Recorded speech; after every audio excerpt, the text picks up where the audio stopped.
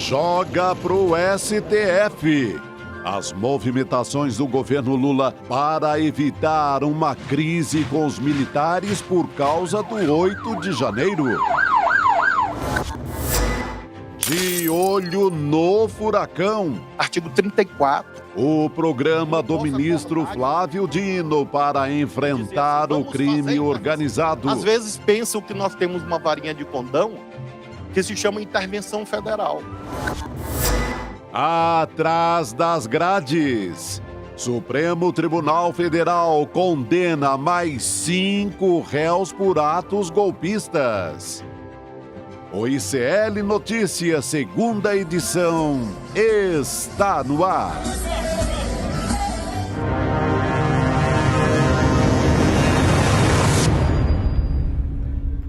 Olá, boa noite, seja muito bem-vindo, seja muito bem-vinda. ICL Notícias, segunda edição, está no ar. Hoje é dia 2 de outubro de 2023, começamos outubro, hein, gente? Você que nos assiste agora pelos canais do YouTube, Instituto Conhecimento Liberto, Eduardo Moreira, também pelo canal Com Brasil, uma rede de televisão pública e comunitária disponível em algumas operadoras de TV por assinatura. Boa noite, meus queridos Chicos. Chico Sai, Chico Pinheiro. Querida Gabi. Boa noite, Chico. Xará. Boa noite, Gabi. Coragem, porque já é segunda-feira. Muita coragem, porque outubro está só começando. Haja coragem. Vamos nessa. Coisa. Mas setembro acabou, né? Parecia que não ia acabar, mas acabou, gente. A sensação era essa. Agora já é aquela ideia de começar a ver Papai Noel por aí. Já tá, aquelas em lojas, dezembro. Lojas de lâmpadas ali na Consolação, já aparece Papai Noel e vamos embora. Vamos embora, gente. A gente já tá com um pezinho no Natal, quando vejo ano novo e aí já é 2024. Mas vamos com calma, que a gente Vamos ainda com calma, tem muita tem coisa. muita notícia. Pra Segura acontecer aí. por aqui. Então, boa noite também para você que nos assiste de todos os cantos do mundo, Nova York, Carazinho, Indaiatuba, Porto Alegre, Amapá, Três Corações, querida Três Corações, Vale do Capão, Bahia, Paraíba, Piracicaba, João Pessoa e tem uma cidade maravilhosa fazendo aniversário, né? Maravilhosíssima. Vou até mostrar alguma coisa dela. Hoje é aniversário de Bonito, Mato Grosso do Sul. Aí é Tá demais, fazendo né? É redundante, 75 né? anos. É redundante. Que Olha coisa lá. linda. Olha como é que é aquela água transparente. É uma água transparente, os rios dali, que é uma região de calcário, né? Sim. Então, e era agora menos preservada, porque o agro também entrou por lá. Olha isso aqui. Temos com direito à imagem hoje, o negócio aí, tá olha aí. chique, hein? Aqueles passeios que você faz, Passeios chama de flotação, né? Até eu, que sou do sertão e morro de medo d'água, Não, mas aí entro nesse negócio você não aí. afunda, não. Você põe uma Não, boia até ali. eu entro nesse negócio Vou aí, te falar, pode chamar. é uma água maravilhosa, temperatura ótima. E tem gente aqui que já foi no Brasil, onde é que já fui para Disney, não sei o quê. Mas bonito tá aqui, é tudo natural, é tudo de verdade. Agora, essa vegetação, esse rio, mas está havendo um problema com esses rios sério, viu, Chico? É mesmo? Liz? É que o agro está fazendo plantação lá na região, derrubou algumas árvores e tal, e jogam agrotóxico, e onde eles fazem as curvas de nível da plantação, a água escorre e vai poluindo os rios de Bonito. Meu Deus do A água céu. transparente assim vai se tornando turva quando chove. E leva agrotóxico também, aí tem peixes, é uma coisa maravilhosa. Nossa capacidade de estragar é Olha muito onde é que eu grande, me né? aventurei em Bonito. E é um passeio de observação, né? Agora olha aí, observação por todos os cantos. Olha aí. Olha. Ó, Chico, isso é montagem, hein, Chico? E sou eu. Isso é montagem, hein, Chico? Escuta, isso é o abismo em Almas. Ó, a Eu Márcia disse Cunha aí tá uns falando 20 aqui metros, que é croma mergulhando. aqui, hein? Isso é, sei não, Nem viu, vê a Chico? cara de quem é, né? Mas sou eu, numa Pô, com a experiência, lanterna e tudo aí na mão, meu Deus experiência do maravilhosa, céu. porque é escura. Ali entra um raio de luz, mas a caverna, a gruta é escura. Você tem que descer 100 metros de rapel depois na água. Não é qualquer pessoa que faz Rapaz, esse coisas passeio, que eu não, mais tá? gosto. Espero no primeiro boteco na saída da caverna, tá? Tá bom. Também não encaro. Na saída da caverna. Então tá aí. Bonito, que eu conheci pelas mãos do meu querido amigo, jornalista, meu irmão Chico José. Mais e um do Chico. Juca e Igarapé, hein? Mais um Chico, né? Mais o E mais Chico um homem do José, Crato, né? Do Crato, mas cidadão pernambucano também, Cidadão né? pernambucano também. Que me ensinou, me fez fazer curso de mergulho, né? Então, Chico José, lá do Recife, do Crato e do Recife. E o meu amigo Fizemos Juca, a mesma trajetória. Juca Igarapé, que me recebe de braços abertos lá. O Juca é fantástico, mostra tudo e Maravilhoso. me levou para conhecer essas maravilhas. Bonita, Já maravilhoso fui algumas demais. vezes lá, dos lugares mais bonitos do mundo. Incrível Se mesmo. puder, vá. Mas vá esse conhecer. daí eu não encarei e não encaro, porque eu não consigo Isso é nada bom, que eu não vai. consiga observar a É, superfície, negócio me em dá caverna, eu um não certo entro também, não. pânico. É, eu Mas fico- tem muita coisa para ver, não precisa também. Não, fica esperando vocês ali na portinha da Depois a gente caverna. toma uma cerveja A gente na toma boa. uma na saída. Isso aí. É isso aí. É isso aí. Bom demais. Eu peço para você não esquecer de dar aquele like para fortalecer o nosso jornalismo, ativar o sininho para ficar sempre por dentro quanto a nossa programação começa por aqui. Hoje a gente vai falar de diversos assuntos, né? Chico Sá, Chico Pinheiro, a gente vai falar sobre Flávio Dino, quinta-feira deve ir para a Bahia e que está querendo resolver uma situação bastante complexa que é Sim. o crime e a segurança pública no estado da Bahia, que é o estado com a maior letalidade policial e com muita violência que a gente tem acompanhado situações, né, e muitas mortes nos últimos tempos, então bastante importante lhe dar esse Não, que olhar, bom, esse né? suporte, Que alertou né? para isso, corre lá, tenta pelo menos dar uma baixada na temperatura, porque está pesado. É um ano que a gente teve muitos problemas, né? Começa com a tentativa de golpe em janeiro, depois tem a questão da violência em São Paulo, no Rio de Janeiro, na Bahia, com muitos mortos. E tem a questão não se chama mais mudanças climáticas, você me disse que são urgências climáticas, Urgência climática. que trouxe uma tragédia para o Rio Grande do Sul, né? Uma tragédia sem precedentes. Sim, sim. Rio Grande do Sul aí, debaixo d'água, né? Milhares de pessoas perderam casas, perderam trabalho, perderam empresas, perderam parentes, perderam amigos, perderam tudo. E olha, a meteorologia prevê a possibilidade de mais ciclones para os próximos dias no Rio Grande do Sul, Ou seja, em alerta, né, Chico? em alerta. E Porto Alegre sofreu semana passada. Eu me lembro quando aconteceu a primeira tragédia, foi no começo do mês passado, foi às vésperas do 7 de setembro. O presidente Lula não pôde ir, porque ele tinha a parada de 7 de setembro, depois viajava para a reunião do G20, representando o Brasil, que é algo muito importante, né? Mas o presidente mandou, o vice-presidente foi lá, ministros foram ajudar o governo do estado a dar socorro. Olha aí, o ministro Paulo Pimenta e o vice-presidente visitando a região atingida, mostrando com essa presença que o presidente Lula não pôde ir. Não estou aqui para fazer a defesa do presidente Lula, mas é compreensível. A reunião do G20 é uma reunião muito importante. Está aqui o presidente, o vice-presidente, com o governador, né, Eduardo Leite, sobrevoando as áreas atingidas. O governador gravou até um vídeo onde ele disse que não ia julgar a ausência do presidente Lula. Vamos ouvir? Vamos ouvir o que ele disse na época. Eu quero dizer isso para mostrar o que isso ensejou. Dá para pôr aí? A gente vai mostrar as imagens, né, do governador Eduardo Leite, a palavra do governador Eduardo Leite. A nossa produção está separando por aqui, Chico. Mas enquanto isso, né? Há um vídeo dele que ele fala assim: eu não vou julgar o presidente Lula. Sim. Pelo fato dele não ter vindo aqui. Não vou julgar porque eu não quero conflito político, mas eu acho que ele tem lá os seus motivos. Tinha a parada do 7 de setembro, tinha a representação no G20. Vamos ver aqui, ó. É uma indireta. Vamos ouvir. Cadê? Eu vou me abster de comentar a ausência do presidente porque não me interessa qualquer tipo de conflito político, momento de união de esforços. Entendo que, eventualmente, não se tenha, no momento que o presidente tivesse a disponibilidade de vir para cá, a dimensão do tamanho do problema que estávamos enfrentando aqui. Mandou seus ministros, há contato, o vice-presidente, agora o presidente em exercício está vindo, o que importa agora é isso, que haja disposição de trabalharmos juntos pelo processo de reconstrução. A presença até do presidente, no momentos logo em seguida, talvez pudesse até ser um atrapalho, de certa forma, Por quê? Porque mobiliza-se estrutura que deve estar socorrendo as pessoas. Eu mesmo não fui no primeiro dia, só fui no primeiro dia porque peguei uma carona num helicóptero de resgate. Então, toda a estrutura que mobilizaria a vinda do presidente no momento logo em seguida, talvez até acabasse significando dificuldades operacionais no momento de resgate e salvamento. E logo em seguida o presidente tinha aí o desfile e a ida para o G20, onde vai virar presidente, então eu me abstenho de fazer um juízo de valor sobre isso.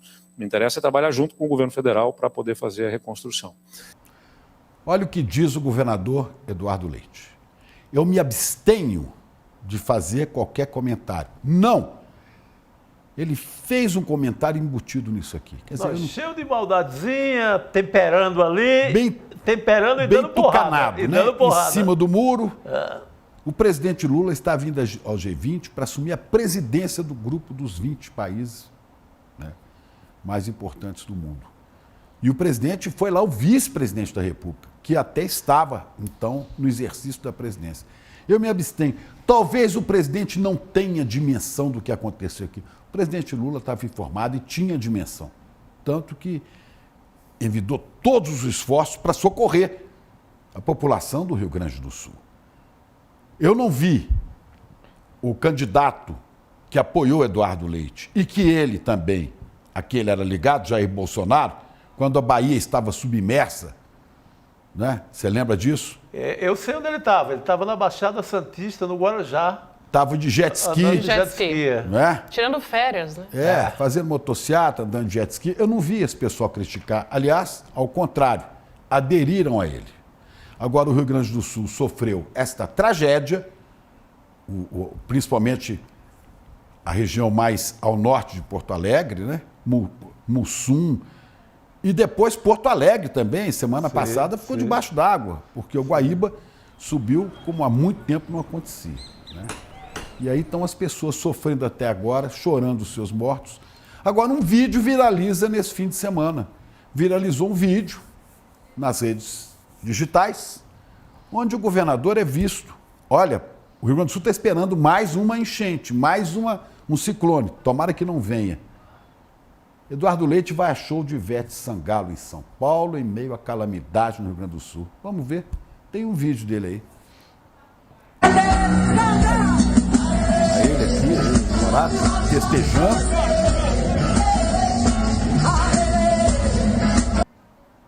Como é que é? Arerê. Arerê o quê? Um love, Love com você. Aí, festivo o governador. Não está pegando no pé dele. É a crítica necessária. Alguém disse assim, não, mas faltou um assessor para dizer para ele, não vai que vai pegar mal. Não. Não faltou um assessor. Nenhum assessor tem que dizer isso para quem é o chefe do executivo de um Estado que está de luto. Hoje de manhã, o Edu Moreira, aqui no ICL Notícias, primeira edição, falou, vocês imaginam o presidente dos Estados Unidos, o George Bush, o prefeito de Nova York, ia a uma festa 2 semanas, 1 mês depois do ataque às Torres Gêmeas? O que aconteceu para a população do Rio Grande do Sul foi algo semelhante à tragédia que se abateu sobre Nova York. Quer dizer, não foi um assessor soprar isso para ele, não. Faltou foi o senso, a empatia, a compaixão, né? Que vem de sentir junto. Paixão vem de pathos, no grego, P-A-T-H-O-S, não é? Que é o sentimento, é o sentir com compaixão. Faltou compaixão, falta compaixão. É isso. Muitas vezes os políticos não têm essa compaixão com o seu povo. Não percebem a distância do mundo que estão vivendo para o mundo das pessoas que mereceram o seu voto. É um desrespeito com a vida dessas pessoas, né? Com as famílias. Sim, foram muitos municípios assim Agora, que acabaram. o presidente Lula tudo. não foi porque estava no G20.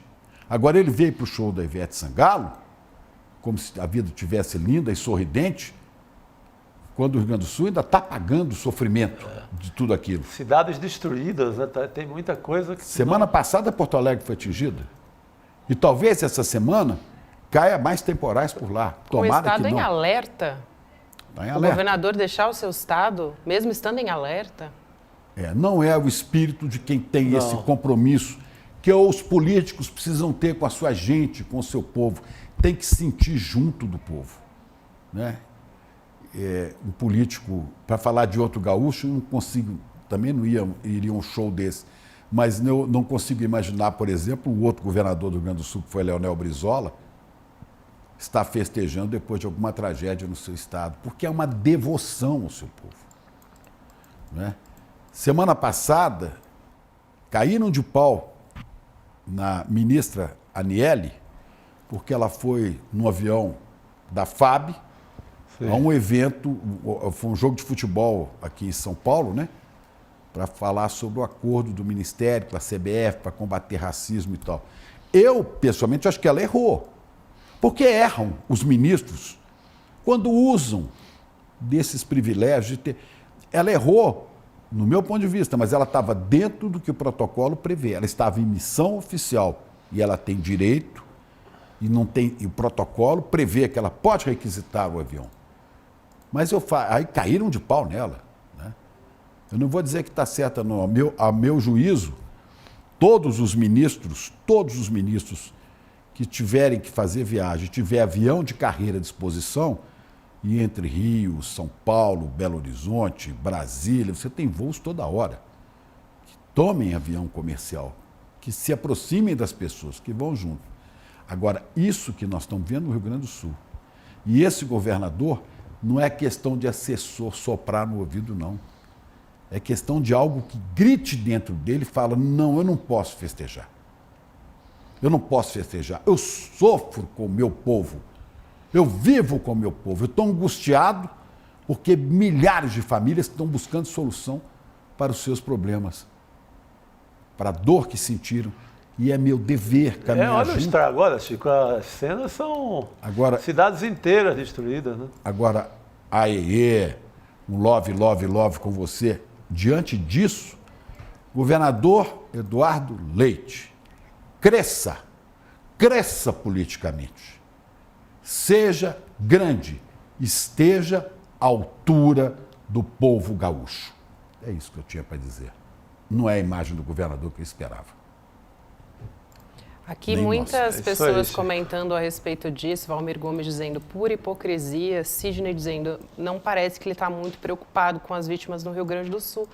É essa imagem que ele passa quando ele se dispõe aí a esse show em São Paulo, né? No momento que o Estado está em alerta, não era para ele, nem para ele ter saído. Tem até aqui uma pessoa que eu não vou nem citar o nome, dizendo agora ele não pode viver a vida dele. Se você é governador de Estado, não. Não pode. Nesse sentido, não. Você não pode... Acabamos de ver as imagens, né? Ainda está destruído. Nada foi reconstruído. Famílias inteiras perderam tudo. Agricultores perderam roçado, horta, tudo que tinham construído. Pequenos comerciantes, lojas, todo mundo perdeu. E o Estado continua sob alerta. Não pode. Ele não pode viver a vida dele? Pode. A vida dele é a vida do povo do seu estado. Sim. A vida dele, ele não tem esses problemas, ele tem todos os problemas daquela população. No espírito de homem público, não pode. Exato. Não é só questão de não poder, Chico. Não é só questão de não poder. O seu sentimento, a sua alma, a sua consciência deveria impedi-lo. Me sinto à vontade para festejar agora. Não é hora. Sim. Sabe? Eu estou indo além, eu nem estou levando em conta a questão de cada um resolver. Vamos entender pelo filtro do espírito público. O meu estado está debaixo d'água, destruído e ainda correndo risco. Eu não posso dar um pulinho em São Paulo para me divertir Pra no ver Ivete show Sangalo. qualquer. Não tem cabimento. Seja de Ivete, seja de qualquer outro artista, né? Não é? Não Eu vou me pega bem. recolher, eu vou meditar, eu vou entender. Agora, aquela fala inicial dele sobre a ausência do presidente Lula, tá bom, como é que é? Ele falou, eu não quero entrar em juízo de valor, eu não quero julgar o presidente. Mas aquela fala dele propiciou, ensejou uma série de ataques ao Lula.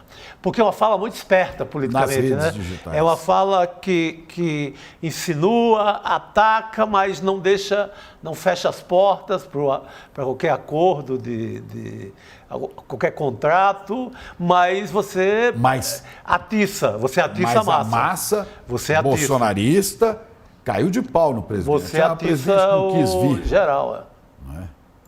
Pois é, tá aí. Vamos continuar, né, acompanhando a história do Rio Grande do Sul, e eu espero que também o fato, eu imagino, né, quando você é um governador, tem um cargo público, ele deveria ter no mínimo o bom senso de saber que esse vídeo vazaria, né, mas imaginando que talvez agora, não pela preocupação talvez com o Estado ou com as vítimas, mas talvez com pegar mal, né, quem sabe por esse viés do pegar mal. Sim. Se não agora há tem uma outra. Mal, né? Se não há acessibilidade, como cobra o Chico, né? Exato. Eu senti que não dá. Se não há o assessor, né? Porque quando falta acessibilidade, você tem ali um amigo ou um assessor que, isso não vai ser legal, governador. Já se viu que não há sensibilidade. Tomara que tenha pelo menos assessor na próxima. Pois é.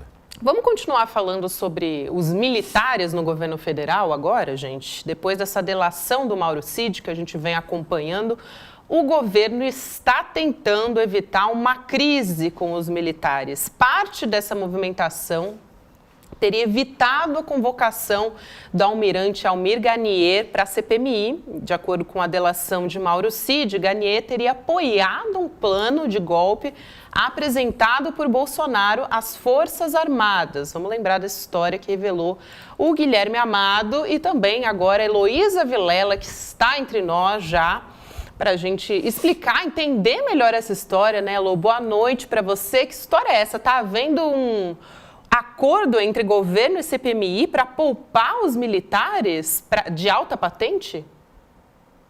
Boa noite, Gabi. Boa noite, Chicos. Pois é, existe uma preocupação do Palácio do Planalto de não entrar numa crise direta, num confronto direto com os militares. E também um entendimento de que a Polícia Federal está disposta a ir até o fim nessas investigações a respeito do 8 de janeiro, de quem financiou, de quem executou, de quem planejou. E claro que se a Polícia Federal for até o fim, ela vai chegar aos militares que estavam envolvidos, ao militar ou aos militares. Então existe essa ideia ali no governo de que talvez seja melhor deixar por conta do STF, da Polícia Federal, fazerem esse trabalho e evitar o desgaste político. Então, não foi à toa que o ministro da Defesa, o Múcio, junto com o líder do governo, Randolfo Rodrigues, conversaram com os chefes das Forças Armadas do Exército e da Aeronáutica já na semana passada, ali na segunda ou na terça-feira, para costurar esse acordo. Discutiram o 8 de janeiro, discutiram a necessidade de investigar e punir os culpados, eventualmente de chamar o Garnier à responsabilidade, mas não fazer isso no âmbito da CPMI, para não criar esse desgaste político do governo com as Forças Armadas, deixar a cargo da Justiça essa investigação e essa responsabilização. E a gente vem observando um lento esvaziar da CPMI, como se ela já tivesse... Na semana passada a gente já conversou um pouquinho sobre isso aqui, de alguns representantes da base governista dizendo, olha só, mesmo que não venha mais ninguém depor aqui, a gente já tem os documentos, as informações e todo o material necessário para fechar um relatório a respeito do que aconteceu, não é só do que aconteceu no 8 de janeiro, é o que levou até lá. Isso é muito importante ressaltar, porque não aconteceu só no dia, aconteceu ao longo de alguns anos, né, meses e anos. Então, a CPMI, a base governista, a relatora, acredita que já tem o material necessário. Elisiane Gama queria ouvir o Garnier, sim, o almirante, e queria a volta do Mauro Cid depois dessa delação premiada dele. Não sabe se vai conseguir. Por enquanto, parece que não. a CPMI podia ir até ali o dia 20 de novembro, mas tanto Elisiane como o presidente Maia já dizem que vão apresentar, que o relatório deve ser apresentado até o dia 17, que é terça-feira, sem ser da semana que vem a outra, então é daqui a pouquinho. E isso encerraria o trabalho da comissão parlamentar sem um desgaste muito grande das Forças Armadas, do governo com as Forças Armadas, porque aquela ida do Dutra, do general Dutra, vocês devem se lembrar daquele papelão que o Jorge Seife fez chorando, chamando ele de traidor, porque não deu o golpe, né? Então as Forças Armadas não querem mais ver esse tipo de destrato, né? Dos generais serem destratados dessa maneira. E por isso, então, não gostaria de vê-los sentados ali no banco. Acho que é, assim, uma pena, um absurdo, acho que esse tipo de negociação não devia haver, mas isso é a política e ela está acontecendo. E ela não, e é feita desse tipo de acordo. Mas você nota assim que eu lembrei agora de outra autoridade, o Capelli, aqui numa entrevista com a gente, que no ICL2, não sei se você recorda, Elô, ele já, aí era um discurso de governo, mas já dava a entender que, opa, podemos até mexer com um ou outro militar, mas não é por aí como vocês estão pensando. Então, houve ao longo do ano inteiro um tom oficial do governo para ir devagar nesse assunto. Chico, Xará, eu acho que a gente acaba... Só falar uma coisa. Eu acho que há motivos no governo, e ele sabe mais do que a gente com relação a isso, se deve ou não mexer com os militares. Uma crise militar, qualquer uma agora, seria muito difícil para o governo. Então, eu até entendo, mas espera. Quem está fazendo a CPMI, o nome diz, Comissão Parlamentar, Sim. Não é o governo. Exato. São governistas, são também, mas todos podem fazer perguntas, podem inquirir.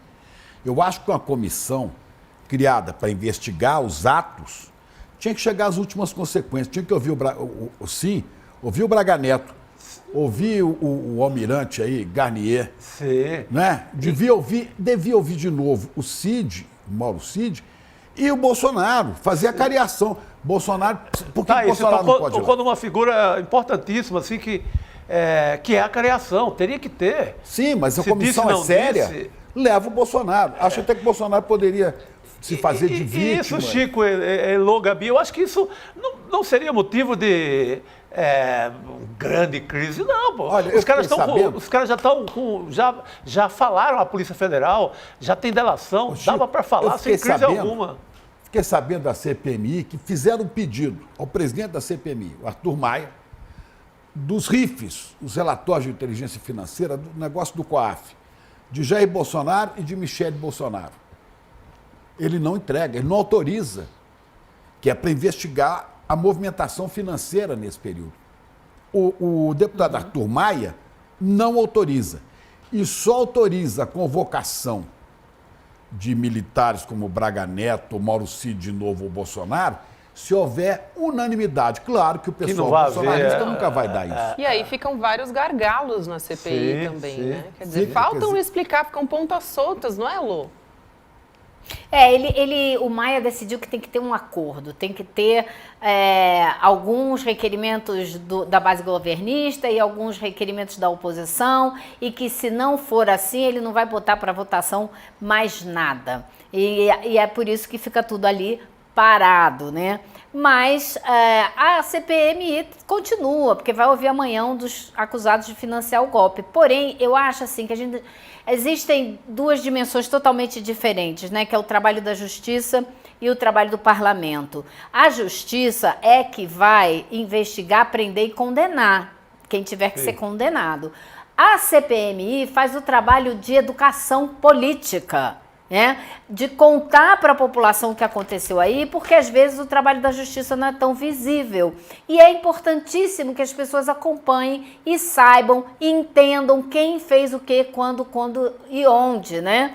E é uma pena que isso não vá acontecer. Eu não sei se teria tanto desgaste político assim, mas o governo está avaliando que sim e prefere que seja um trabalho da justiça. Agora, o curioso, gente, é que nesse momento você junta o interesse do governo com o interesse da extrema-direita, que foi quem quis criar essa CPMI para dizer que foi o presidente Lula e seus assessores que deram um golpe, tentaram dar um golpe neles mesmos para criar toda uma situação. É uma tese tão absurda que não vale a gente perder tempo. Mas eles é que criaram essa CPMI e agora eles não querem ver esses generais que efetivamente queriam um golpe sentados ali. E aparentemente o governo também não quer, porque não quer criar tensão nesse momento, que já é um momento delicado, que a relação com o Congresso é super complicada, super difícil, continua sempre refém do Centrão, capitaneado pelo Arthur Lira. Então, é menos um problema para o governo, me parece que é assim que o Palácio do Planalto está vendo. Precisa se livrar de problemas para poder governar, que não está nada fácil. Mas eu acho que para a população em geral e para a própria figura do parlamento, é ruim. O parlamento começou, o parlamento tem que terminar e tem que ir até o fim. Pois é. Sequer vai incorporar algo da delação do tenente-coronel Cid, né, Elô? Vai ficar no que foi apurado. Não sei, Chico, porque se eles pegarem, se eles tiverem da Polícia Federal esses documentos, eles incorporam, eles não precisam ter o Mauro Cid falando, entendeu? Entendi. Pois é, agora, há uma coisa que hoje de manhã até o professor Lênin Streck, um jurista, falou disso hoje. Há um certo medo, uma coisa estranha nesse país, de tocar em militares, oficiais. Não pode, você não pode. Não, militar não pode. Escuta, militar é um funcionário público, não é? Como qualquer outro deve ser. E se fizer errado, e se tramar um golpe de Estado, estejam na ativa ou na reserva, tem que aparecer e ser punido. Quem banca, sustenta isso, são todos os contribuintes do país, mas todo mundo fica meio cheio de dedos. É um né? medo danado de tocar na farda. Deram um golpe, promoveram mortes, torturas. E eu acho que a direção das Forças Armadas, mais do que ninguém, devia ter o interesse em fazer isso. E limpar a área, e salvar a sua própria imagem. Mostrar que quando os militares fazem coisas erradas, eles são punidos. E que eles não vão aturar nas suas fileiras pessoas que ficam promovendo golpe, que ficam promovendo romper a ordem democrática. Eles deviam ser os primeiros, mas não. Eles também têm essa postura de que conosco ninguém pode mexer. Estamos acima do bem e do mal. Isso não pode continuar no Brasil. Isso tem que acabar. É isso. Por isso que vieram dando golpe, durante tanto tempo, armando golpes e desestabilizando o país, né? Meu Deus. Porque não encontram o seu papel constitucional, para o qual são pagos. Para o qual são pagos. É isso, é para isso que eles existem, né? Vamos falar sobre essa história também, que eu acho muito importante, que a gente vem falando, na verdade, há muitos anos, que é a fragmentação da esquerda, né? Teve uma briga de integrantes do diretório do PSOL que interrompeu o Congresso da Legenda, realizado no domingo lá em Brasília. Essa briga teria começado depois que um assessor parlamentar acusou outros militantes de fazer manobras políticas para tomar as executivas do PSOL do Distrito Federal e Nacional. A gente tem um vídeo que está circulando nas redes sociais. Vamos dar uma olhada antes da Elô e explicar direitinho para a gente o que foi isso. Vamos separando. Não. Isso não, companheiros, por favor. Por favor. A mesa. Não. Desçam imediatamente do palco, todos e todas. Desçam todos e todas do palco imediatamente. Tem um outro vídeo também que a gente vai colocar agora, é uma imagem que está sem som, mas mostra que foi mais do que um empurra-empurra que aconteceu ali. Um militante agride um dirigente do partido chamado Robaine, né, Lu? Essa é a pronúncia correta ali do nome dele. Apesar dessa briga, eu estou esperando só a produção colocar aqui o vídeo, tá? Para a gente poder dar uma olhada. Mas o PSOL elegeu uma nova presidenta, né? A gente vai falar a respeito disso também, apesar de todas essas divergências que aconteceram ali. E aí a Heloísa Vilela vai contar pra gente qual foi o bastidor disso tudo. Agora sim, a gente tem um vídeo que eu comentei agora, mostrando realmente que aconteceu uma agressão, olha só. O cidadão senta o braço no outro ali. Um militante que agride um dirigente do partido. E aí a gente teve depois uma nota do PSOL, né, falando a respeito de como que foi e tudo mais, enfim, colocando panos quentes depois do que aconteceu, né, Elo? Vamos contar, Elo, por favor, para você poder trazer essa história da briga, né, e também do PSOL elegendo uma mulher agora, né, historiadora Paula Corradi. Quais que são essas divergências todas, né? Existe toda uma dificuldade histórica da esquerda em se unir em uma frente só, né? Acho que é uma das maiores dificuldades que a gente tem historicamente. E a gente ali não está falando nem de uma frente, está falando de um partido, pois né? A gente não está nem exato. falando, imagina a frente que governa o Brasil hoje, que tem o Lula como capitão. Né? Isso aí é um partido, claro, como vários partidos, o PT também tem várias tendências dentro dele. E nos últimos anos vem se consolidando cada vez mais a tendência que é a tendência da qual participa o Boulos, da qual participa o ex-presidente do partido e da qual participa também a nova presidente do partido. E houve, segundo um relato que eu ouvi hoje, no fim da tarde, houve uma provocação muito grosseira de traição, acusação de traição, inclusive com uma imagem de uma foice enterrada na cabeça de um dirigente, uma imagem bem provocativa, que remonta a como o Trotsky morreu, né? Então, uma picareta, né, na cabeça. E isso foi considerado uma agressividade insuportável. E aí esse dirigente que foi agredido, ele pediu 1 minuto para rebater e falar dessa agressão, do que ele considerou uma agressão. E na hora que ele ia fazer isso, foi que esse militante, então, veio por trás e o agrediu até muito covardemente, porque o agrediu por trás, ele não estava nem vendo que ele estava se aproximando. Mas também, por outro lado, não foi uma briga generalizada, foi uma agressão que acabou ali porque entrou toda a turma do deixa disso e peraí, não é assim, vamos parar e tal, e resolveu a situação. Mas foi horrível, porque afinal de contas você está numa convenção de um partido político e é justamente através do debate político que a gente propõe que as coisas se resolvam. O espaço da política é justamente o espaço do debate das ideias e não da disputa corporal, da agressão física para ver quem é que está mandando no pedaço, no caso ali da convenção. Então ficou bem ruim. Agora parece que não é muito incomum uma disputa muito acirrada dentro do PSOL. Porém, apesar dessa agressão, como você estava falando, Gabi, eles realmente elegeram uma nova presidente, que é uma historiadora capixaba, que vai então agora dirigir os trabalhos do PSOL, é a Paula Corradi.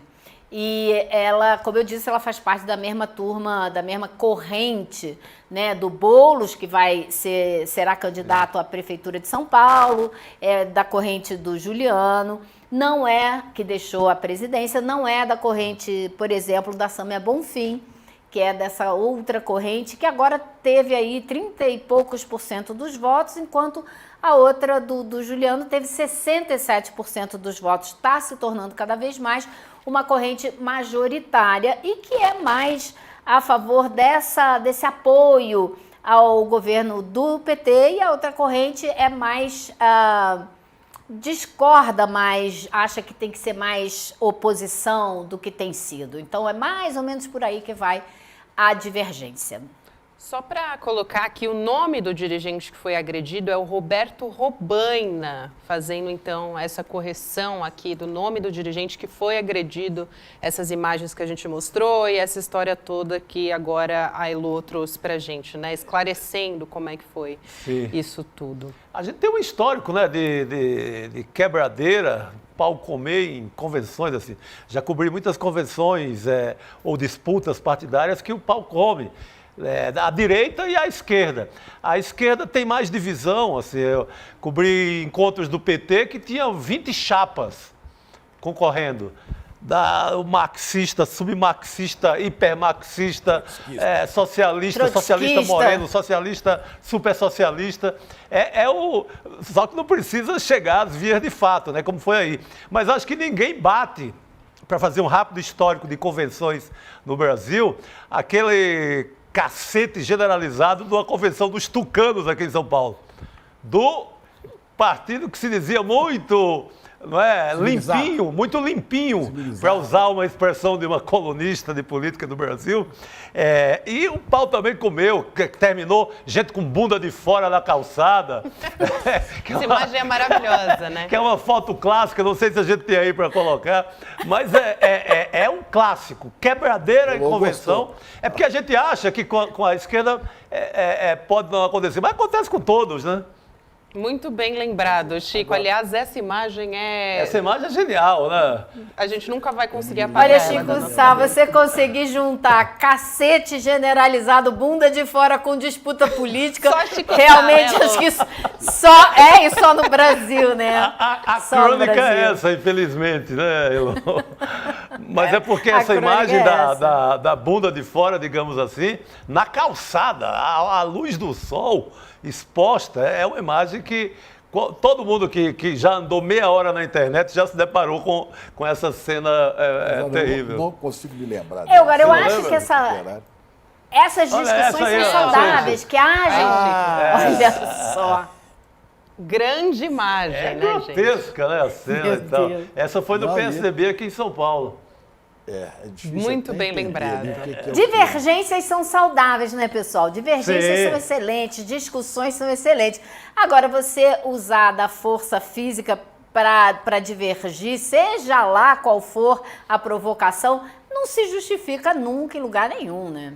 Perfeito, Elô. Exatamente. Só para antes da gente se despedir, não quero deixar de chamar a nossa audiência para assistir a entrevista que você fez com o Juliano Medeiros, né, agora ex-presidente do PSOL. Inclusive, você conversou com ele antes disso tudo acontecer, né? Então, não deu nem para perguntar para ele sobre a treta, né, Lô?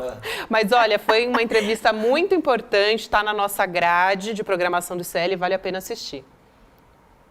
Ok.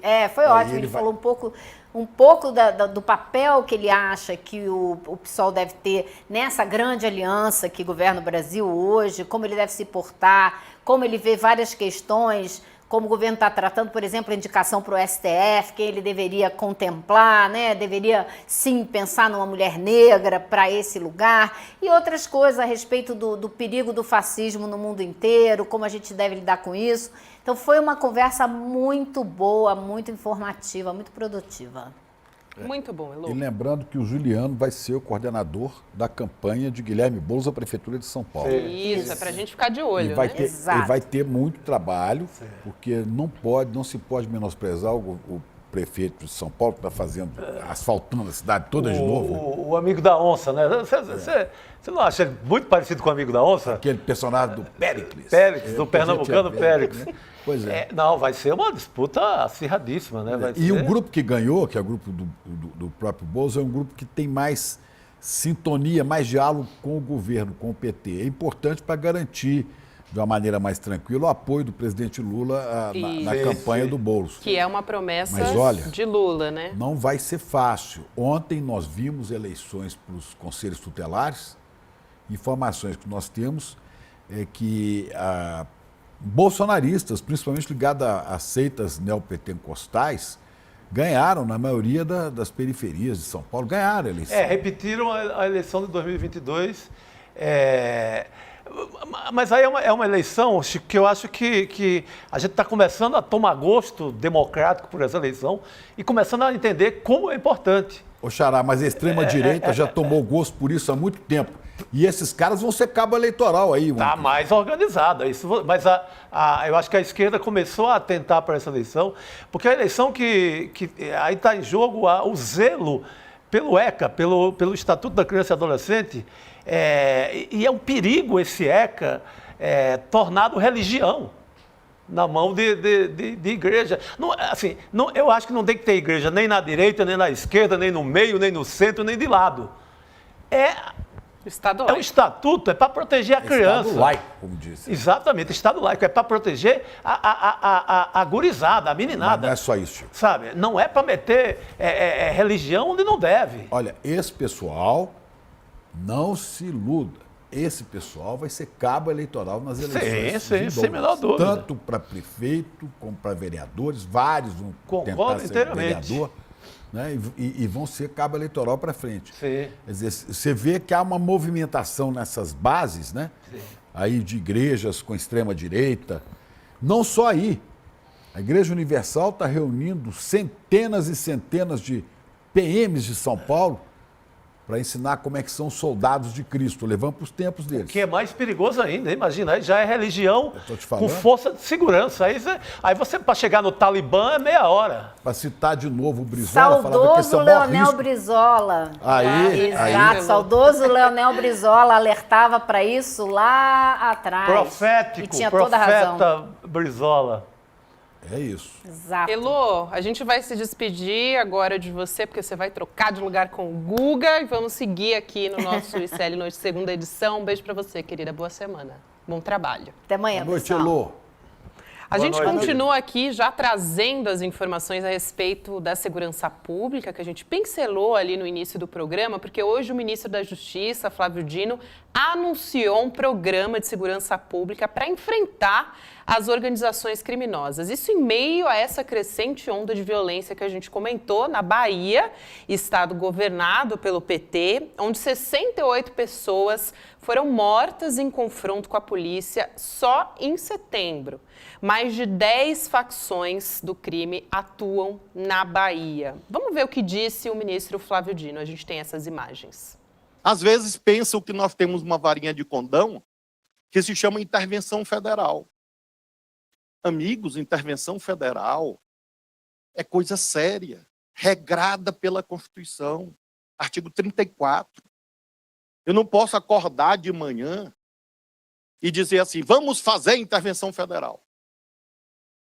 É preciso motivar. A nossa equipe vai trabalhar muito fortemente com as polícias judiciárias, as federais, a federal e as estaduais. Eu tenho conversado com as Forças Armadas desde maio. Nós estamos, senhoras e senhores, executando uma grande operação em parceria com as Forças Armadas.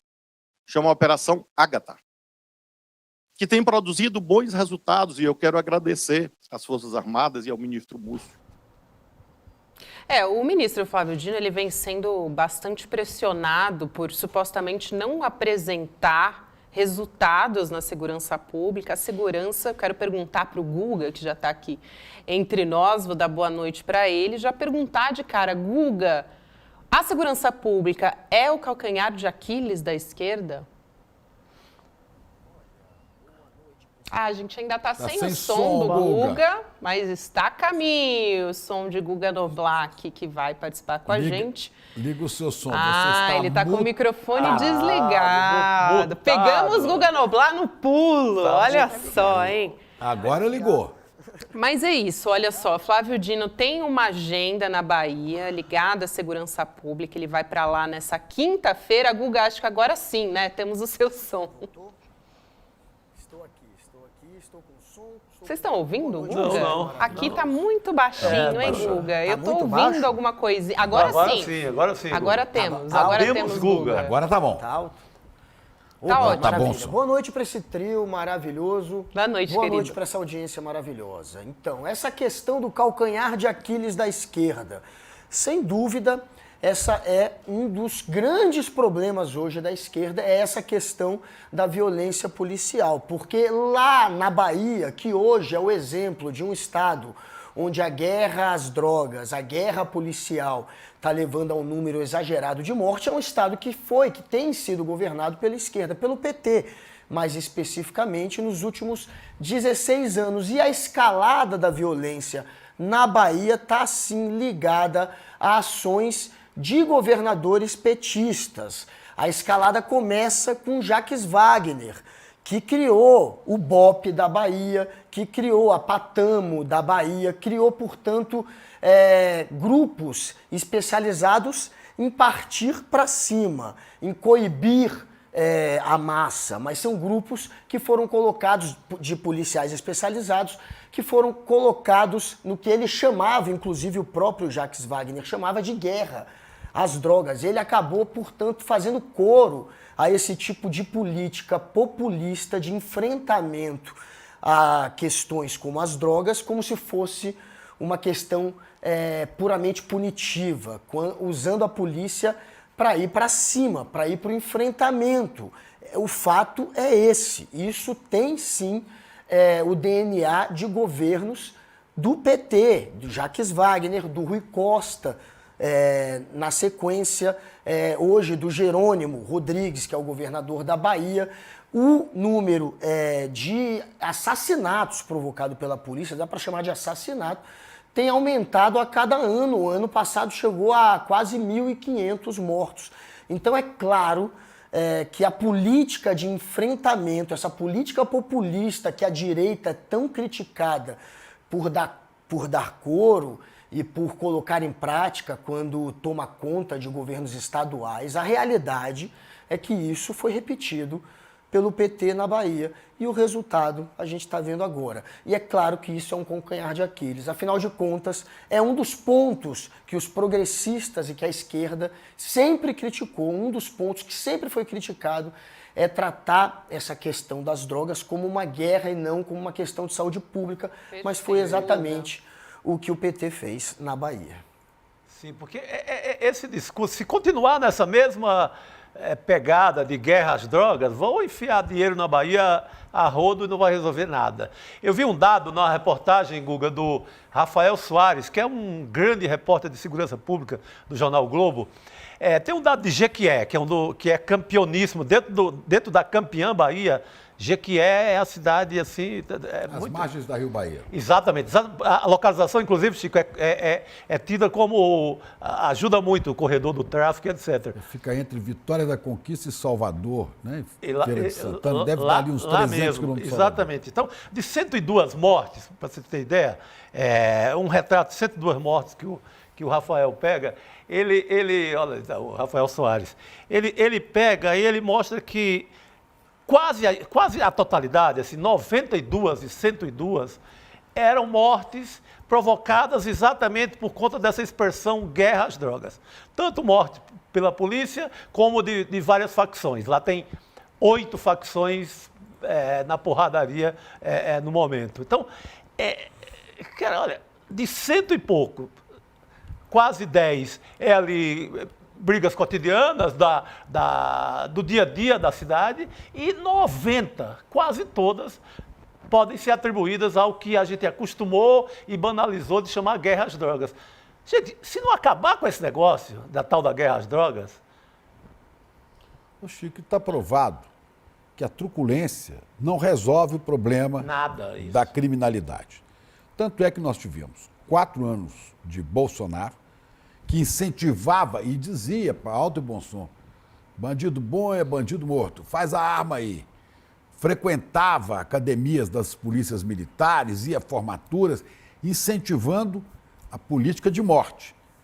Não acabou com a violência no Rio de Janeiro, ao contrário, gastaram lá bilhões, acho que foi 19 bilhões com aquela intervenção, aquela GLO, que o Braga Neto foi chefiar. Eu sei que eles mataram lá, foi um professor, deram 270 tiros no carro dele, né? Quer dizer, não resolveram nada, elegeram aquele governador maluco, né, que saía dando pulinho, o Witzel, né? Porque só na cabecinha, né? Só na cabecinha. Qual o resultado dessa política truculenta de combate ao crime? Resultado é esse que nós estamos colhendo agora, inclusive na Bahia. Sim. Não isento de responsabilidade os governantes que passaram pela Bahia. Né? Jacques Wagner, Rui Costa. Jacques, Rui Costa, né? Que não souberam... que adotaram esse mesmo discurso de guerra às drogas. Repete o Rio, repete São Paulo, repete a mesma coisa. Eu queria até trazer um dado para a gente, justamente porque você está falando isso, CP, porque a Bahia ela é líder nacional em números absolutos de pessoas mortas pela polícia, né? Então, letalidade policial, isso são dados do Fórum de Segurança Pública. A gente teve 1.464 mortes no ano passado, a maioria, claro, eram pessoas pretas, Sim. né? E aí, quando saíram esses dados, o governo baiano emitiu uma nota, assim, vergonhosa, dizendo que todas essas pessoas que morreram eram homicidas, traficantes, estupradores, assaltantes, entre outros criminosos. Quer dizer, se são criminosos, eles devem morrer, então. Repetindo o devido processo legal. O mesmo discurso da extrema-direita. Repetindo. Do Witzel, do Bolsonaro, do Tarcísio de São Paulo. Quer dizer, do Castro no Rio. Se a pessoa, é sempre assim. Fulano tomou tantos tiros, morreu. Teve passagem pela polícia. Ora, teve passagem, não quer dizer nada. E ainda que fosse criminoso, né, o Brasil não tem pena de morte, não é papel da polícia julgar e executar. Não é. Concordo. Eu sei que a polícia enfrenta dificuldades muito grandes ao se contrapor ao crime organizado, que tem armas pesadas, mas não tem também nem nos estados. E o governo federal tenta agora implantar o Sistema Único de Segurança Pública, o SUPS, né? SUSP, o Sistema Único de que Segurança tem que estudar como enfrentar esse tipo de coisa. É muito difícil a polícia enfrentar tudo isso, né? Sim. Agora, há um outro problema aí que a minha mulher sempre chama atenção para isso, que ela é jornalista também, fica olhando e falando da Leda, fala assim, ó, o negócio é o seguinte, o governo ganhou a eleição no Nordeste. O que está chegando no Nordeste agora via Bahia? O crime organizado. Tem isso também. Facções criminosas estão se deslocando para o Nordeste, armadas pelos CACs, por tudo isso, e vão ocupando. Daqui a pouco o Nordeste vira um inferno, e aí vão falar é culpa do governo que está aí. É só uma suspeita, mas é bom ficar de olho. O Comando Vermelho está crescendo na Bahia, Chico. O Comando Vermelho, que é do Rio de Janeiro, né? Original do Rio. Hoje cresce muito na Bahia. E uma das grandes críticas que correm, né, contra o Rui Costa, mais especificamente, quando foi governador, ele não se esforçou, por exemplo, para fazer aquela instalação de câmera nas fardas dos policiais. E outra medida dele, essa sim ajudou muito no assassinato da polícia, foi colocar que no caso de um policial assassinar alguém, do crime cometido contra a vida de alguém por um policial, é investigado e apurado pela própria corporação. Então, é claro que a corporação faz isso, essa nota que a Gabi leu há pouco, passando pano e fingindo que todo mundo é culpado. E não tem como você colocar a culpa em 1.400 pessoas mortas pela polícia. Não tem como serem 1.400 criminosos que foram mortos pela polícia. Ninguém é tolo. E mesmo que fosse, né? Isso que a gente trouxe aqui. E mesmo que fosse. Exato, não justifica Guga. jamais, óbvio.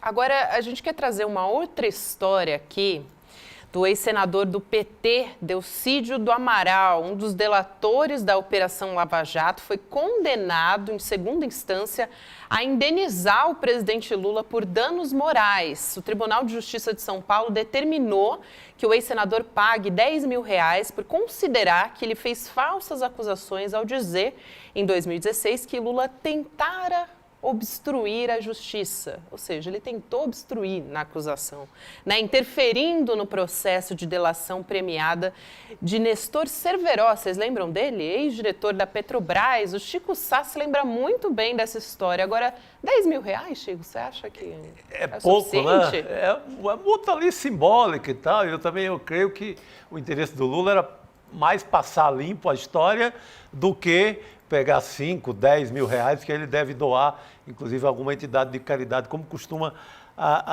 acontecer. O Delcídio é um dos primeiros ali da leva de delatores, é também pioneiro em ser preso, né? Ele foi detido ainda em 2015 como senador, o que só mostrava assim, a facilidade que a Lava Jato tinha para sair prendendo e arrebentando à torta e à direita. Hoje você pega e tem alguns comentários dizendo que o método em relação ao bolsonarismo está muito pesado.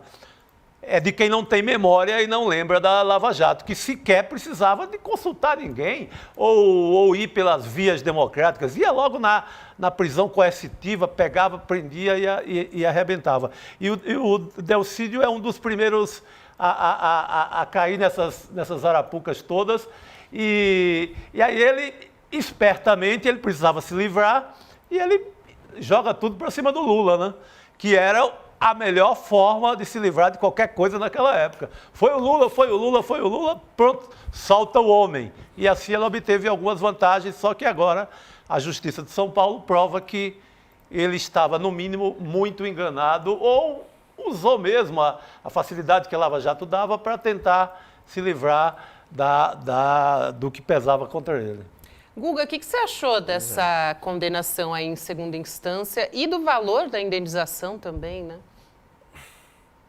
É um valor irrisório, mas é uma condenação que pesa, que tem um símbolo e que constrói essa narrativa de injustiça e de perseguição perpetuada pela Lava Jato. O Delcídio, ele foi muito importante nessa história, porque no momento que prenderam o Delcídio, foi a hora que acabou de vez qualquer possibilidade da Dilma manter a força política dela para não sofrer o impeachment. Então, eu estava no Congresso na época, né, do Delcídio preso, e lá nos bastidores ficou muito claro que naquele dia que o Delcídio foi o primeiro senador preso no exercício do mandato, né?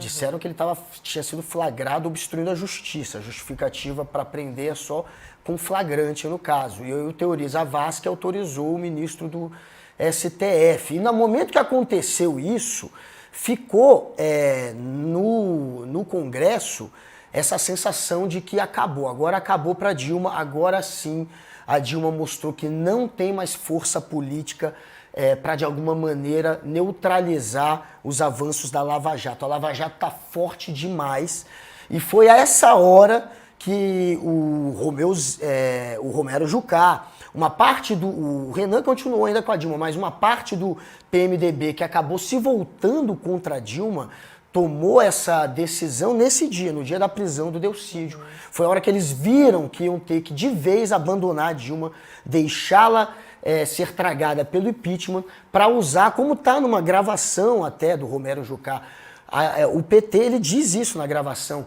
como boi de piranha, para que parte daqueles que também poderiam ser pegos nessas listas da Lava Jato pudessem escapar, usando o PT para ofuscar a história inteira. Isso está gravado. Tem um telefonema gravado do Romero Jucá exatamente falando isso. E essa decisão de deixar a Dilma ser impeachmentada veio na esteira da prisão do Delcídio. Foi nesse momento que a turma que ainda estava com a Dilma falou, olha, não dá mais, ela não tem força, a Lava Jato está prendendo gente que tem mandato, que está aqui, ó, tá aqui, senador que tem mandato, enfim, não dá mais. Então foi um momento chave para o impeachment. Foi exatamente essa prisão que agora está se mostrando uma farsa a ponto dele ter que pagar uma indenização ao Lula. Isso aí, Guga. Muito obrigada. Boa semana para você, querido. A gente se fala amanhã. Valeu. Tamo junto. A gente continua aqui tratando dessa história, porque Cacai já está entre nós, né, Chico? Chico sai, Chico Antônio Penedo. Carlos de Almeida Castro. Olha como ele tá chique hoje. Alvinegro. Alvinegro. Ele que é cruzeirense, tem camisa Botafogo. Não, isso é galo. No fundo, o seu problema é galo. Você tem ideia fixa, Cacai. Cacai, eu vi você escrever um artigo esse fim de semana, que inclusive remonta a uma coisa que a gente falou aqui na semana passada, que é essa tentativa, né, a gente vê de exagerando, de golpe parlamentar. Arthur Lira consegue ter um eco no Senado, então junto os bolsonaristas do Centrão da Câmara com alguns senadores, para tentar aplicar um golpe no Supremo, dizer que a última palavra é deles, né, é desse pessoal, ante uma certa omissão do presidente do Senado, Rodrigo Pacheco. Rapidamente, faz uma avaliação disso para a gente. Você acha que há um risco aí desse pessoal parar o governo e tentar encastelar, emparedar o STF? Não, eu não acho que tem risco, não. Eu acho que eles vão tentar, alguns estão tentando, a medida é uma medida absolutamente antidemocrática, como eu disse no artigo, cheira a golpe, né? Quer dizer, a intenção é decisões que não forem unânimes do plenário do Supremo Tribunal podem ser mudadas pelo Congresso Nacional. Veja bem, nós temos que respeitar a independência dos poderes, E na república que vivemos, da forma que os poderes estão postos, a última palavra é do Supremo Tribunal Federal. O Supremo tem o direito de errar por último. É óbvio que nós temos que fazer uma análise talvez mais ampla. Ou seja, o Congresso Nacional, que tem sido muito omisso e que estava cooptado durante o governo fascista do Bolsonaro, muitas vezes deixa de enfrentar questões que são cruciais, Chico, para a sociedade. O que ocorre? Partidos políticos ou entidades com representação batem as portas do Supremo e pedem ao Supremo para decidir alguma questão fundamental, muitas vezes que o Congresso deveria ter decidido. É claro que a questão do aborto deveria passar pelo Congresso Nacional, a questão da descriminalização da droga deveria passar pelo Congresso Nacional. O Poder Judiciário é um poder inerte, mas ele tem a obrigação constitucional de se manifestar sempre que acionado. E é o que está acontecendo. Então você não pode ter uma decisão do Supremo. Por sinal, é muito sintomático ver que essa proposta só veio após a derrota da questão desses fazendeiros e boa parte da direitíssima brasileira na questão do marco temporal. Logo em seguida, atrevidamente, uma deputada disse: pois nós vamos agora fazer com que o Supremo engula, entre aspas, a expressão foi dela, engula essa decisão que ela acabou de tomar. Não é assim que funciona na democracia. É óbvio que não. Na verdade, é muito interessante. Estão havendo um movimento, pelo que eu acompanhei, falei com alguns senadores e deputados e também falei com alguns ministros, pode ser que seja apresentado uma proposta em relação, por exemplo, ao marco temporal, em clara afronta à decisão do Supremo Tribunal Federal. O presidente Lula já disse que irá vetar. É assim que funciona a democracia.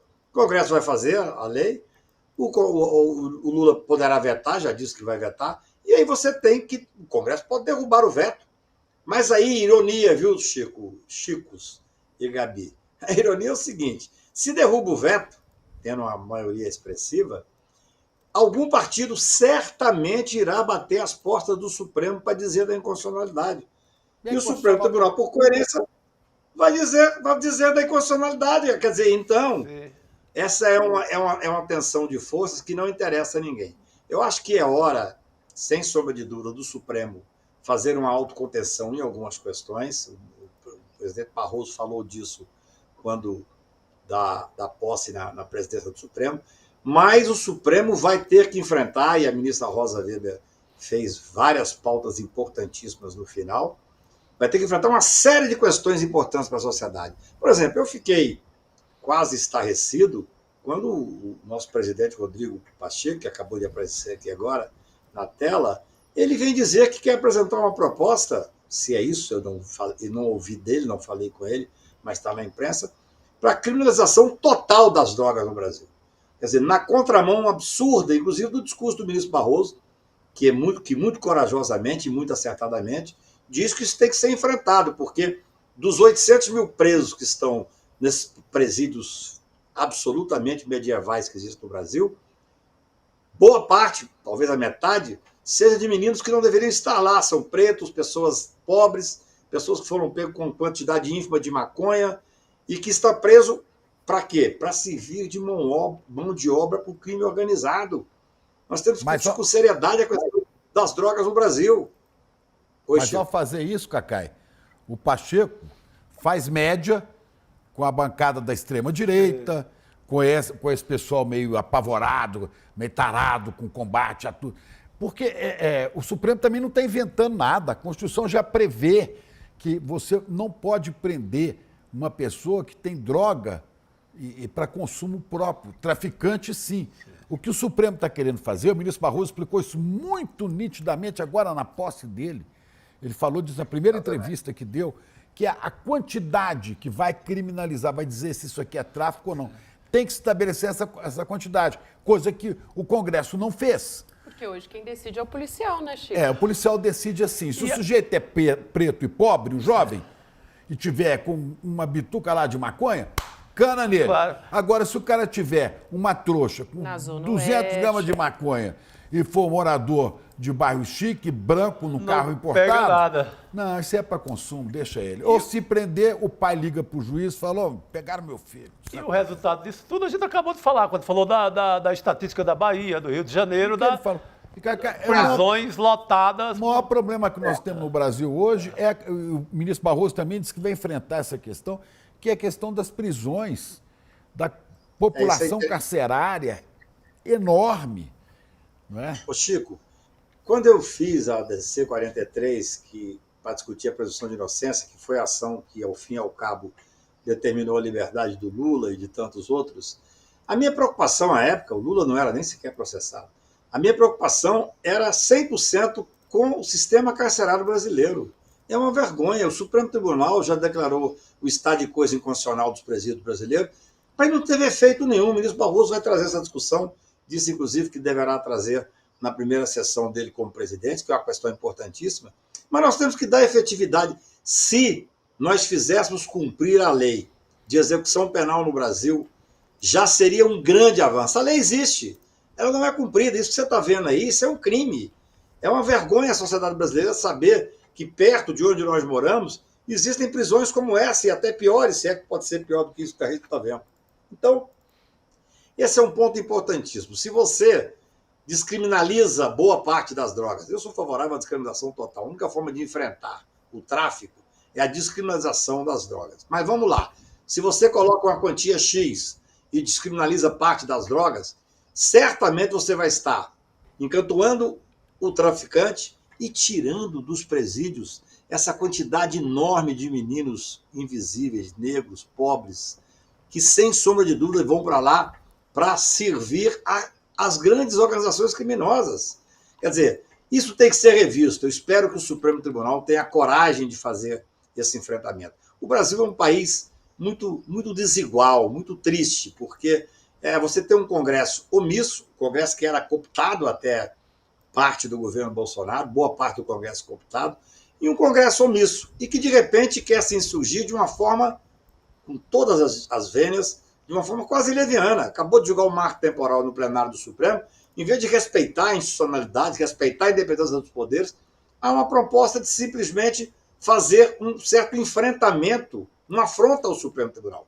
Olha, nós passamos por um momento, ainda estamos passando, por um momento muito delicado do país. As instituições se mostraram firmes, especialmente o Poder Judiciário foi o esteio da institucionalidade, mas a sociedade tem que estar atenta para tudo isso.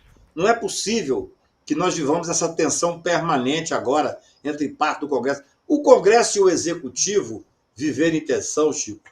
Nós que somos peritos, eu adoro política, eu jamais faria política partidária, mas eu faço política 24 horas, estou fazendo política aqui com vocês. Nós todos. E eu adoro. Todos nós. Então, assim, eu acho que essa tensão entre o Executivo no sistema presidencialista e o Congresso Nacional é normal, é mais do que normal. Você tem que haver negociação, você tem que... O sistema bicameral leva a isso, você passa na Câmara, tem que ir para o Senado. Agora, não vamos mexer com a institucionalidade, com o Estado Democrático de Direito, tentando pressionar o Supremo. Vocês se lembram que esse fascista desse Bolsonaro, durante várias vezes, ele disse que ia interferir no Supremo. Chegou a dizer, não, eu vou passar para 17 ministros. Uma das formas que ele queria interferir era aumentar para poder ter maioria, para colocar lá os seus juízes adestrados e tal. Isso é interferência. Assim como é interferência, no meu ponto de vista, cheira a golpe, essa tentativa de fazer com que o Congresso tenha a última palavra sobre as decisões do Supremo Tribunal Federal. Isso é gravíssimo e é muito bom que nós estejamos discutindo isso.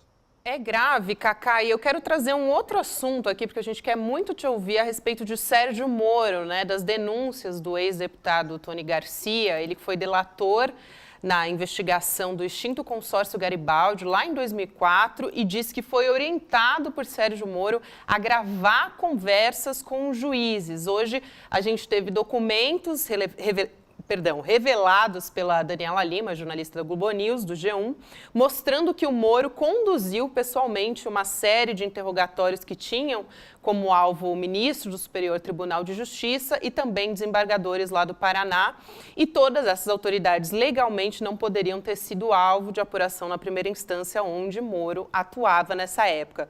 Quero saber, Cacá, na sua avaliação, qual é a gravidade dessas denúncias contra Sérgio Moro vindas de Tony Garcia? Gabi, é algo estarrecedor. Olha que eu enfrentei a Lava Jato desde o início, desde 2015, corri o Brasil para mostrar os abusos, a instrumentalização do judiciário por esse juiz e pelos seus procuradores amestrados, junto com o apoio da grande mídia e de parte do empresariado brasileiro. Mas eu, sinceramente, não imaginei que pudesse chegar a tanto.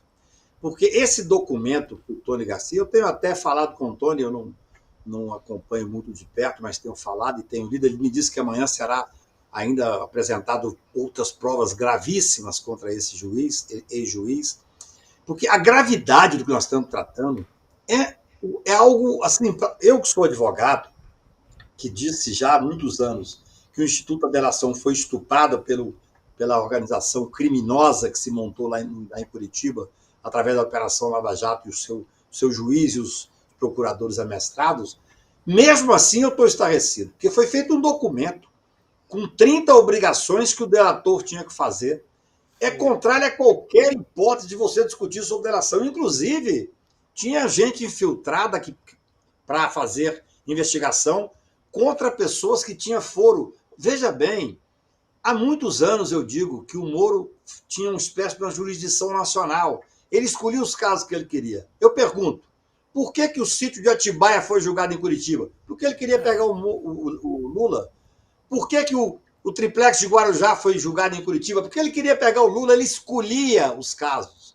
Pior que agora, por essas afirmações que o Tony Garcia está fazendo, ele também investigava presidente de tribunal, desembargadores, ou seja, era uma máquina de ilegalidade. Uma máquina de ilegalidade. Agora, no dia que o Supremo Tribunal julgou a parcialidade do Moro e disse que houve corrupção no sistema de justiça, naquela noite, até muitos amigos meus me brincaram, Cacai, você não descansa, não? Porque naquela noite eu disse, olha, se não tiver punição, se não tiver responsabilização, isso não vai dar em nada. É o que está acontecendo agora, tanto tempo depois. Claro, o Deltan já foi cassado, o Moro caminha certamente para ser cassado, mas tem que haver responsabilidade. Vocês viram os documentos desse Tony Garcia? Inclusive, é algo estarrecedor. Ele colocava as condições, teve um advogado que gravou o Moro, que é grave, evidentemente, mas ele simplesmente colocou lá o Tony Garcia para, através, ele era amigo desse advogado, conseguir as fitas que ele estava gravado. É ilegalidade em cima de ilegalidade. Não tem saída. O Poder Judiciário terá que dar uma resposta, o Ministério Público terá que dar uma resposta a tantos desmandos. Eu vou te dizer uma coisa, Gabi. Se você olhar a nota desse juiz, ele é muito inculto, é muito fraco juridicamente falando. Em matéria criminal, ele é terrível. Mas ele deve ter consultado um advogado. E o advogado já disse para ele, olha, provavelmente esses crimes estão prescritos. Porque na nota, do nada, ele acaba dizendo que tem 17 anos. Por que ele disse aquilo? Ele não disse que não há ilegalidade, somente. Ele disse que tem 17 anos porque ele está dizendo que está prescrito. Quer dizer que ela admite crime. Quer dizer que ela admite crime. No final ele fala assim que tem 17 anos. Por que ele diria isso numa nota onde ele está negando? Ele já está dando sinal, deve ser algum advogado que ele... Porque os advogados, tem vários advogados que se viram de forma subserviente ao doutor Moro e aos seus procuradores amestrados. Então, quando ele coloca isso, ele está dizendo assim, olha, não adianta processar que tem crime. Primeiro que tem crime que não está prescrito. Pelo que o Tony Garcia disse, até muito pouco tempo atrás, ele era um agente infiltrado. Depois que nós temos que ver que ele é um senador da República, tem um conselho de ética, tem uma questão moral, tem uma questão constitucional, não é só questão criminal, não. Não é possível que o Congresso Nacional, o Senado Federal, vá conviver com um cidadão que afrontou todos os poderes da República, que afrontou o Congresso Nacional. Não é possível que o Congresso Nacional vá conviver com um cidadão desse. Quer dizer, eu estou acompanhando com muito cuidado, porque realmente, quando o Tony Garcia me procurou lá atrás, eu disse, Tony, não faça nada que você não tiver prova. Não faça nada. Ele disse, eu tenho prova de tudo. Até ele falou uma coisa interessante. Ele falou assim, o Moro não tem como questionar, porque são coisas que ele fez. Não é um questionamento, por exemplo, quando você tinha lá o spoofing, o que ele falava? Não, essa voz não é minha. Como se tivesse outra voz igual a dele no mundo. Mas ele tinha uma desculpa e tal. Agora o Tony Garcia, inteligentemente, falou, olha, o que eu vou apresentar de prova é inquestionável, vem dele. E eu acho que, pelo que eu estou vendo até agora, é realmente inquestionável. Então eu penso que é importante que vocês, que foram a sustentação, a imprensa, essa imprensa que foi a sustentação desse momento democrático do Brasil, porque a grande mídia, parte dela estava cooptada, que vocês continuem a fazer, dar espaço para isso. É muito bom que a Globo News esteja dando, embora ele não tenha caído ainda na chamada grande mídia, porque é estarrecedor, é criminoso, ilegal, imoral e inconstitucional.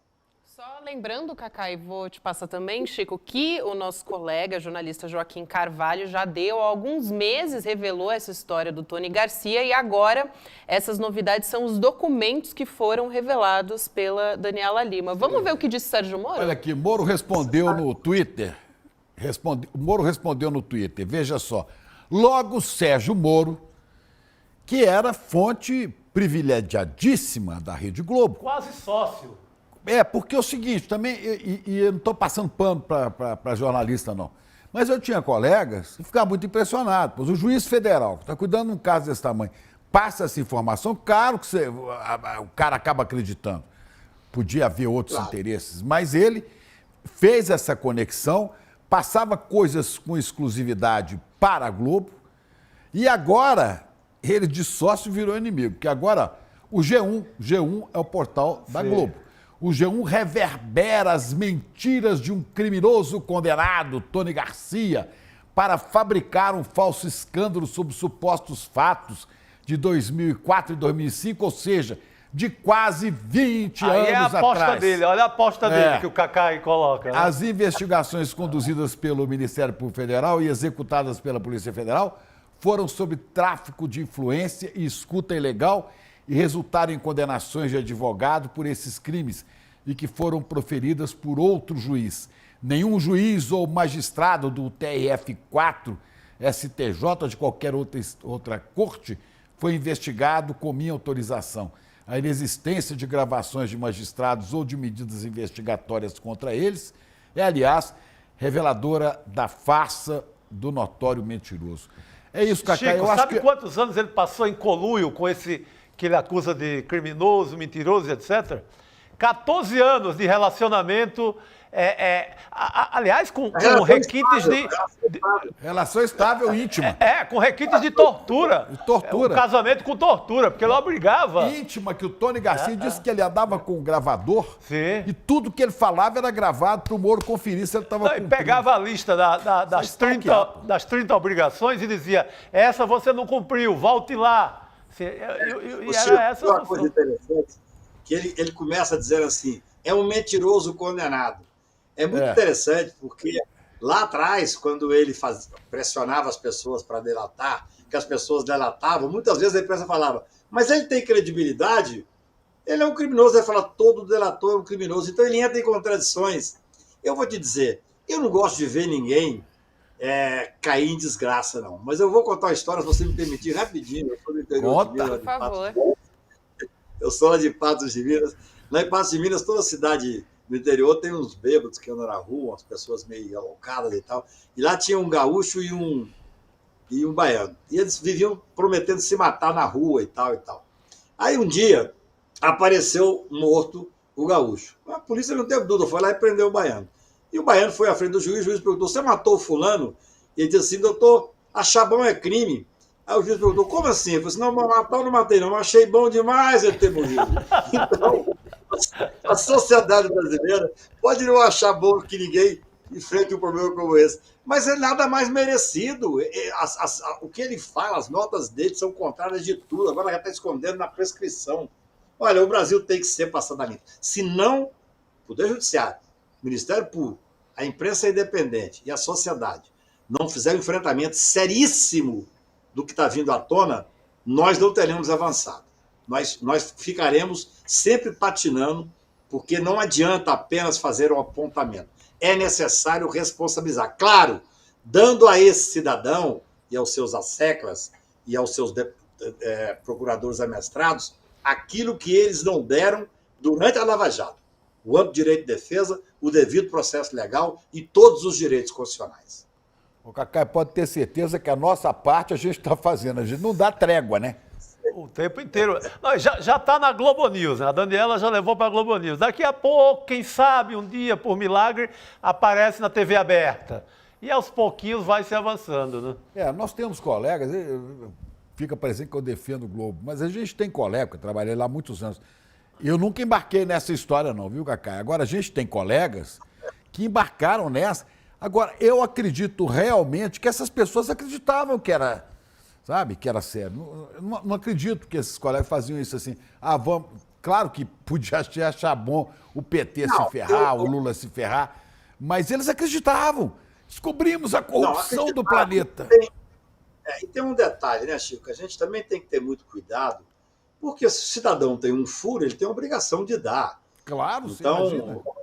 A questão da promiscuidade entre certas relações é outra história. Porque quando você vê as pessoas esquentando matéria, é uma outra história. Nós vimos hoje a questão da transparência internacional, que é vergonhosa, isso tem que ser investigado. Aparecia a transparência internacional como uma instância máxima de julgamento de corrupção. Nos pilantras. Transparência internacional. Eu mesmo olhava no começo, era interessante a transparência internacional. Pilantras, pilantras. Você vê que está lá o Deltan Dallagnol tentando fechar um acordo com a Transparência Internacional para lavar um dinheiro de um prêmio que ele nem sequer tinha ganho ainda. No ponto futuro, a lavagem de dinheiro. Nós fomos submetidos a um grupo desqualificado, a um grupo que, veja bem, nós não podemos desprezar que esse grupo chegou ao poder no Brasil. Eles prenderam o Lula, mantiveram o Lula preso para não disputar as eleições, fizeram que o Bolsonaro ganhasse, veio o fascismo instalado no Brasil. O doutor Sérgio Moro virou ministro da Justiça, comandando todo o poder que tem o ministro da Justiça. Ou seja, eles tinham um projeto de poder que, num dado momento, deu certo. Felizmente, o nosso enfrentamento da sociedade civil fez com que nós afastássemos esse fascismo do Brasil. Mas, repito, pela milésima vez, é necessário fazer a responsabilização criminal. Chicos, né? No dia do julgamento do Supremo, eu estava sozinho aqui em casa, fiz questão de ver o julgamento da parcialidade do Moro sozinho aqui. Quando terminou, começou a ligar jornalista, eu falava na hora, tem que responsabilizar, não adianta só julgar, é a mesma coisa agora. Esse Tony Garcia, com os documentos que está trazendo, ele me disse que amanhã terá gravíssimas novidades ainda lá na Globo News, eu acho que ele está trazendo, porque agora não tem questionamento, eu não vou me manifestar porque a voz não é minha. Não tem nada disso. Está lá a documentação de uma pessoa que foi usada como infiltrado, um delator que foi, segundo ele, passou anos sob o julgo desse juiz e dos procuradores. E onde estão os procuradores? Alguns deles trabalhando em instituições que eles favoreceram enquanto procuradores, com compliance internacional. Está na hora, e espero que agora o próximo procurador da República, que o presidente Lula vai indicar, a Procuradoria como um todo, ela é muito, muito competente e muito séria. Mas você sabe que toda instituição precisa ter uma determinação que faça, de certa forma, uma linha de ação, dando a eles, repito, todos os direitos de defesa, os mais amplos possíveis. Mas nós não podemos parar aqui só com essas notícias cada vez mais estarrecedoras. Gabi, quando você me perguntou, a palavra que eu quis dizer é que é escatológico, é teratológico, porque é algo inacreditável. Olha, gente, eu sou advogado, eu passo noite aqui nesse meu escritório, às vezes estudando, para encontrar uma saída para fazer a defesa de alguém, e de repente você vê o juiz combinando com o procurador. O que nós vamos fazer? É uma coisa inacreditável, quer dizer, eu vi agora, saiu essa semana passada, infelizmente o doutor Apio ainda está afastado, que é um absurdo completo da 13ª Vara, que determinada empresa apresentou a sua defesa com 256 páginas e logo em seguida veio a sentença. Quer dizer, era um grupo que se julgava acima do bem e do mal, mas que agora está dando oportunidade. E eu vou te dizer, hein, esse Tony Garcia está trazendo questões seríssimas e outros virão. Porque essa é a regra. Eu fui procurado por 3 delatores querendo explodir as delações, Chico. 3, dizendo... Que vão falar. Desculpa. Que vão falar. Não, eu fui pressionado. No fim. Claro. Não, é isso. Eu acho que é hora de nós, com muita tranquilidade, dentro da legalidade, dentro da constitucionalidade, fazermos o enfrentamento dos abusos que se perpetuaram durante esse tempo do Moro e seus procuradores adestrados. É isso. Eu interrompi aqui, Cacá, eu queria ouvir muito disso, muito. Tinha mais que falar, tinha que falar sobre Tacla Duran, esses outros aí. Ainda Tacla Duran, ainda tem esse Ainda capítulo. tem o Tacla, ainda tem esses aí que o Cacá falou, mas eu tô vendo aqui, estão me cobrando que o nosso tempo acabou. Tem que fazer um programa inteiro com o Cacá, que a gente leva a conversa. Vamos fazer um especial Cacai aí. Aí, Cacai. Que o roteirista do Brasil Abraço, todo Brasil. dia, trabalhando furiosamente. Audiência Boa bomba. noite, querido. Entra Cacai, audiência bomba. Sensacional. Obrigado, Cacai. Obrigada, Salve. querido. Boa Abraço a você. semana. Obrigado aí pela oportunidade. Tchau. Gente, antes da gente encerrar, quero lembrar que está na grade da nossa programação no YouTube do ICL uma entrevista da Heloísa Vilela com o Juliano Medeiros, ex-presidente do PSOL, vale a pena ver. O PSOL que tem toda aí essa história, agora é uma nova presidente. Essa entrevista foi feita antes desse acontecimento, mas tem muitos pontos interessantes ali levantado pela Elô. E a gente também lembra que hoje é dia do aniversário de Gandhi. Para celebrar, o ICL vai exibir o espetáculo Gandhi, um líder servidor, de forma gratuita e aberta para toda a nossa audiência. Muito bom, hein, gente? A transmissão vai ser hoje, segunda-feira, 8h30 da noite. Vai ter uma reprise amanhã também. Então, se você não conseguir ver hoje, amanhã, terça-feira, 11h30 da manhã, para quem não conseguir assistir nessa segunda. E além da peça, os assinantes podem também acompanhar a roda de conversa que aconteceu aqui no ICL com Eduardo Moreira, Taya Pérez e Loca Sasksi, que é professor aqui do ICL. E agora você fica, claro, com Sinapse, né? Nossos queridos Robertinha Garcia e César Calejão entrevistam Pedro Henrique França, cineasta e jornalista. Eles já estão aí no nosso aguardo. Agradeço Acabou? a você, é isso aí. Grande Pedro, ao canal vamos Com Brasil, ouvi-lo. a nossa audiência do YouTube. Olha a ciranda. Até Olha lá, amanhã. ciranda do Começamos. Thiago. É isso, Vamos queridos. nessa. Começamos mais uma semana. Um abraço grande para você que ficou com a gente até aqui. Até amanhã. Olá, pessoal. Meu nome é Suzy Pisa, eu sou filósofa, formada pela Unicamp. Atualmente eu sou professora da Universidade Federal do ABC, atuo na linha de Ética e Política e gravei um curso para o Instituto Conhecimento Liberta, que está disponível na plataforma, sobre a filósofa Hannah Arendt. Hannah Arendt é, sem dúvida, uma das grandes pensadoras do século XX, de fundamental importância não só para a filosofia, mas para as ciências humanas de maneira geral. Esse curso ele tem a peculiaridade de trazer para vocês grandes textos da Hannah Arendt. Então, a cada aula eu fui apresentando alguns fragmentos de obras como Entre o Passado e o Futuro, As Origens do Totalitarismo, enfim, tantos outros textos da Hannah Arendt que são fundamentais para compreender conceitos fundamentais da teoria dela, mas também procurei tensionar o pensamento dela com uma série de discussões contemporâneas que a própria Hannah Arendt é tensionada, é questionada, como, por exemplo, as questões raciais, no texto Responsabilidade e Julgamento. Com essa diversidade de textos e de temáticas, eu acabei elaborando um título para o curso que ficou Pensar com e contra Hannah Arendt. Então, não apenas com o intuito de apresentar a autora para vocês, mas também apresentar, eu tive o intuito de fazer com que cada um que se aproxime do curso, que possa acompanhar essas aulas, possa pensar criticamente o que significa essa pensadora e de que maneira que ela contribui para desenvolver a nossa capacidade de pensar sobre política, sobre temas tão fundamentais nos dias de hoje, como banalidade do mal, o que é uma esfera pública e todas as discussões tão relevantes acerca de regimes totalitários e a própria definição do que é política. Eu convido vocês para acompanhar esse curso, espero que vocês gostem.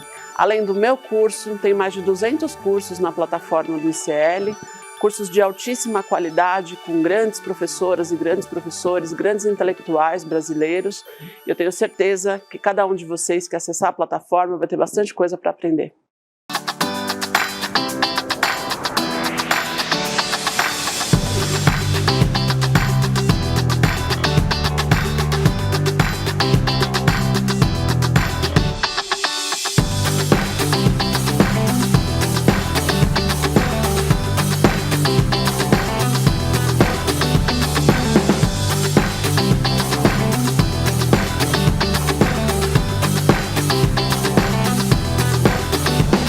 liberdade de expressão é o preceito fundamental que organiza a nossa República Federativa. É um valor constitucional que deve ser respeitado, porque sem a liberdade de expressão e, sobretudo, sem a liberdade de imprensa, não existe o adequado funcionamento daquilo que a gente chama de nação.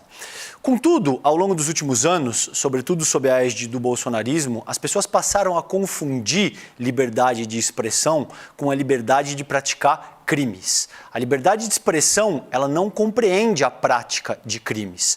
Com isso bem estabelecido, fica evidente que respeitar a liberdade de expressão, principalmente quando aplicada para a liberdade da imprensa, é absolutamente fundamental para que a gente tenha o bom andamento da República e que a gente consiga manter os valores que sustentam o nosso Estado democrático de direito.